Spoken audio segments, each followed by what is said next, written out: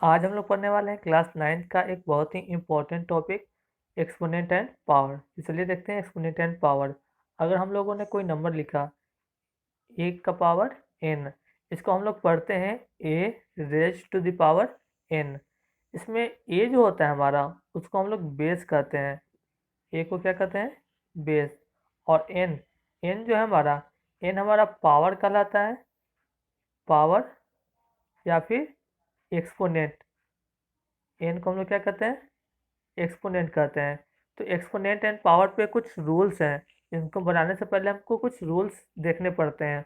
और ये रूल्स कोई नए नए नहीं है, हम लोग पहले क्लास में इसको उनको पढ़ चुके हैं। तो चलिए देखते हैं इनके कुछ रूल्स को। सबसे पहला रूल्स है हमारे पास a to the power m into a to the power n।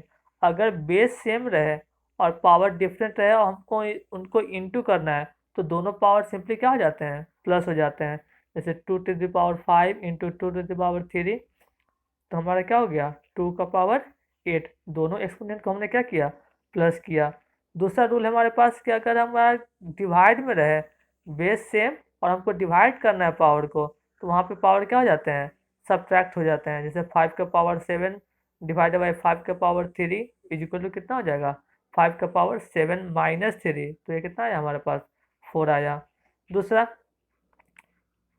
Power के ऊपर पावर, ठीक है। एक्सपोनेंट के अगर ऊपर एक्सपोनेंट रहे a to the power m और उसके ऊपर भी पावर रहे, तो दोनों एक्सपोनेंट क्या हो जाते हैं? इंटू हो जाते हैं।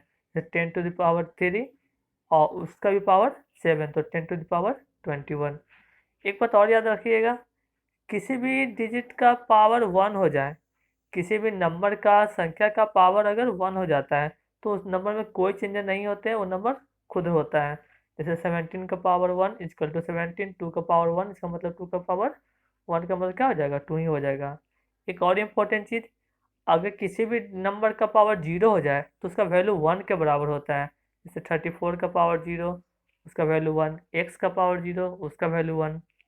दूसरा ये आपको याद रखना है, हमारा फ्रैक्शन में a बाई बी है और इन दोनों के ऊपर पावर m है, तो इसका मतलब ये जो एक्सपोनेंट होगा वो a के लिए भी होगा और b के लिए भी होगा।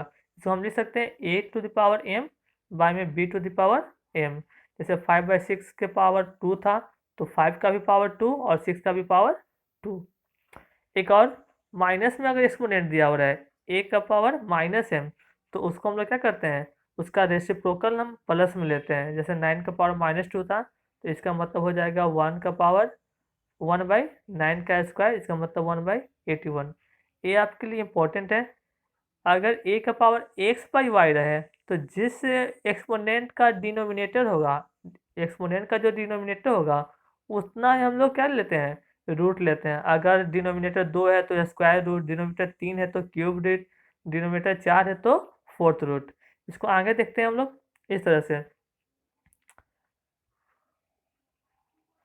अगर हमारे पास क्वेश्चन है, अगर हमारे पास क्वेश्चन है कि थ्री, क्वेश्चन है हमारे पास कि 64 का पावर 1/3, 64 का पावर 1/3, तो इसका डिनोमिनेटर जो है हम लोग 3 देख रहे हैं, तो डिनोमिनेटर 3 करने का मतलब हो गया हमको क्यूब रूट निकालना है किसका?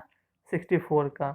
इस तरह से अगर हमारे पास क्वेश्चन है कि हमारे निकालिए 5 का पावर 1/2, तो 25 का पावर 1/2, तो 25 का पावर 1/2 करने का मतलब हमको 25 का स्क्वायर रूट निकालना है, क्योंकि डिनोमिनेटर 2 था तो स्क्वायर रूट, डिनोमिनेटर 3 है तो क्यूब रूट। आगे बढ़ते हैं हम लोग। अब आते हैं हम लोग एनसीईआरटी के कुछ क्वेश्चन के ऊपर। हमारे एनसीईआरटी का एक्सरसाइज 1.6 का कुछ क्वेश्चन है, उसको हम लोग करने का कोशिश करते हैं।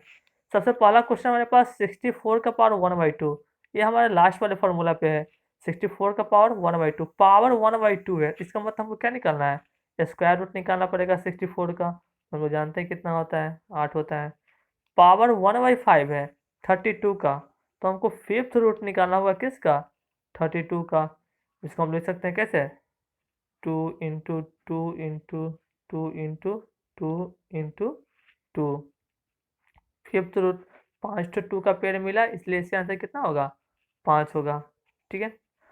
अगर हमारे पास ये क्वेश्चन है 125 का पावर 1/3, 125 का पावर 1/3, इसका मतलब हमको क्या निकालना पड़ेगा?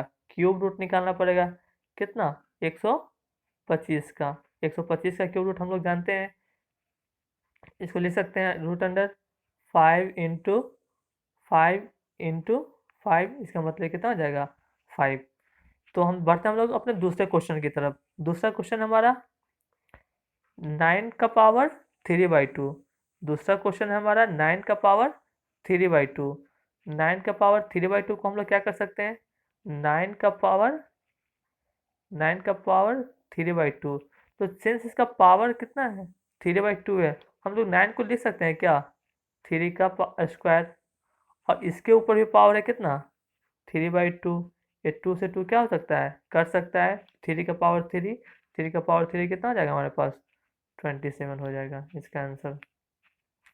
अगला क्वेश्चन देखते हैं हम लोग 32 का पावर 2/5। अभी हम लोग देखा था 32 का पावर 2/5। हम लोग देखा 32 को हम लोग अगर 2 के फैक्टर में तोड़े तो हमको 5 फैक्टर मिलते हैं, तो हो जाएगा 2 का पावर 5, और इसके पहले से कितना पावर है 2/5।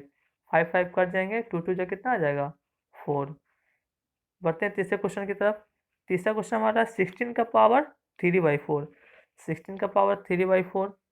16 का पावर 3/4। 16 का पावर 3/4 को 16 को हम ले सकते हैं कितना 2 का पावर 4, और इसके भी इंटू कितना है हमारे पास 3/4। यहाँ से 4/4 कट जाएगा, 2 का पावर 3 बचेगा, इसका आंसर 8 आ जाएगा हमारे पास।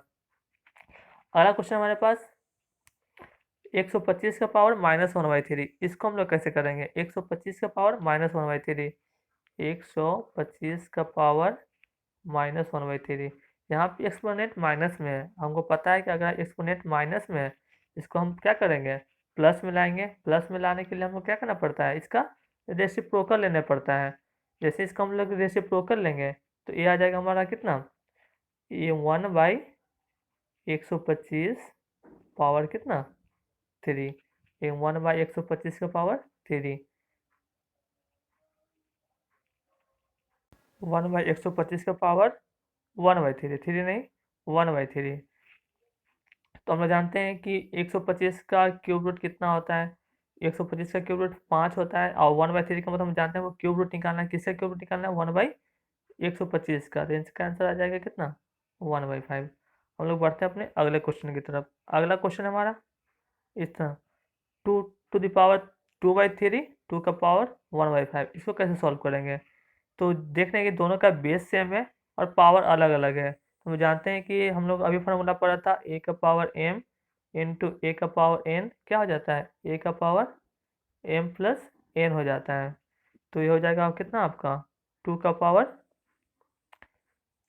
2/3 और प्लस 1/5। इसको हम लोग सिंपली जोड़ के क्या कर सकते हैं आंसर निकाल सकते हैं।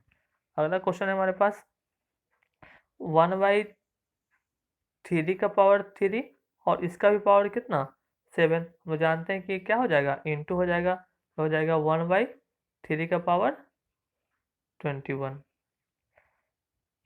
तीसरा क्वेश्चन हम लोग देखते हैं। तीसरा क्वेश्चन है हमारे पास 11 का पावर 1/2 और 11 का पावर 1/4। हमको डिवाइड में फॉर्म में है, मुझे पता है कि अगर डिवाइड में रहे ए का पावर m डिवाइडेड बाई ए का पावर n तो एक्सपोनेंट क्या हो जाते हैं घट जाते हैं, m-n हो जाते हैं। तो थर्ड का आंसर कितना हो जाएगा 11 का पावर 1/2 माइनस 1/4। ये हम लोग क्या कर सकते हैं कैलकुलेट कर सकते हैं। अगला क्वेश्चन देखते हैं हम लोग 7 का पावर 1/2 इंटू 8 का पावर 1/2। इस फॉर्मूले पे आ जाएगा आपका ए का पावर n रहे और इंटू बी का पावर भी n रहे। दोनों का एक्सपोनेंट इस बार सेम है पर बेस क्या है अलग अलग है। तो इसके लिए हम क्या करते हैं सिंपली बेस को गुणा कर लेते हैं और दोनों का एक्सपोनेंट एक ही छोड़ देते हैं। तो 4 कैंसिल हो जाएगा 7 इंटू 8 और इसका दोनों का पावर कितना रहेगा 1/2। तो हो जाएगा 56 का पावर 1/2। इस तरह से हम लोग एनसीईआरटी का 1.6 कवर किया। अगले क्लास में हम लोग कुछ और नया कंसेप्ट सीखेंगे।